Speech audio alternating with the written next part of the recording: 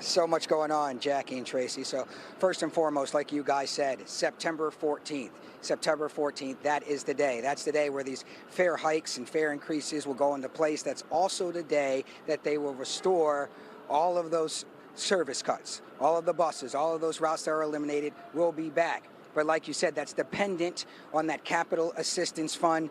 They're telling me they're planning or hoping to take out about $394 million over 2 years out of that fund to pay for restoring all of the service. But they say no matter what, if they get the permission or not, those fare hikes are still happening. Things are still needed to be worked out. They believe they are going to get that $394 over 2 years to be able to restore all of that service on September 14th. Meanwhile, in talking to so many riders, they are still facing a whole bunch of issues. I'm late for a doctor's appointment. I'm supposed to be there at 11:30. And what time is it now? 11:40. And you were supposed to be there at 11:30. Mm-hmm. And I left home in time enough to get there on time. Chanel Pinnell waited and waited some more for her bus at the 69th Street Transportation Center in Upper Darby. Her trip to the doctor has changed significantly since SEPTA cut her bus route nearly 2 weeks ago. You think you're going to get to this doctor's appointment on time? I mean, you think you're going to be able to even get to the doctor's appointment? I'm hoping so. I'm on hold with them now, trying to let them know that I'm still on my way. Riders tell NBC 10 they're frustrated with the ongoing changes and new information released seemingly daily. And now more changes. Yesterday, a judge ordered the transit agency to restore service and roll back all budget cuts.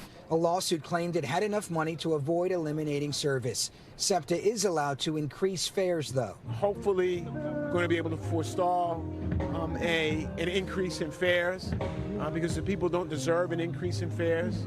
The state needs to do more. State Senator Vincent Hughes says conversations continued late last night about a funding solution. For now, SEPTA says it's most likely using money from a stabilization fund to pay for the rollback.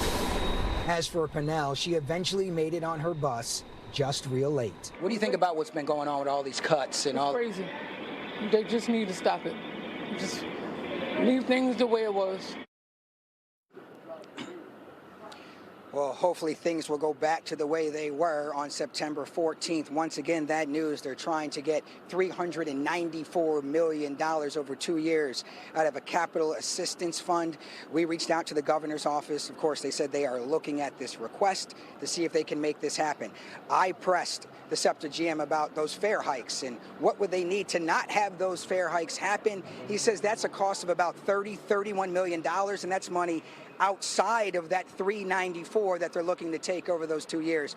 I know it's a whole bunch of math, a whole bunch of numbers, but the date you're going to want to remember, September 14th.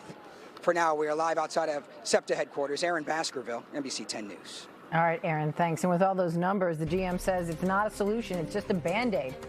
You can count on NBC 10 to bring you the latest information in SEPTA's funding crisis. You can scan that QR code right there, download our free NBC 10 app, and be the first to know about any substantial changes.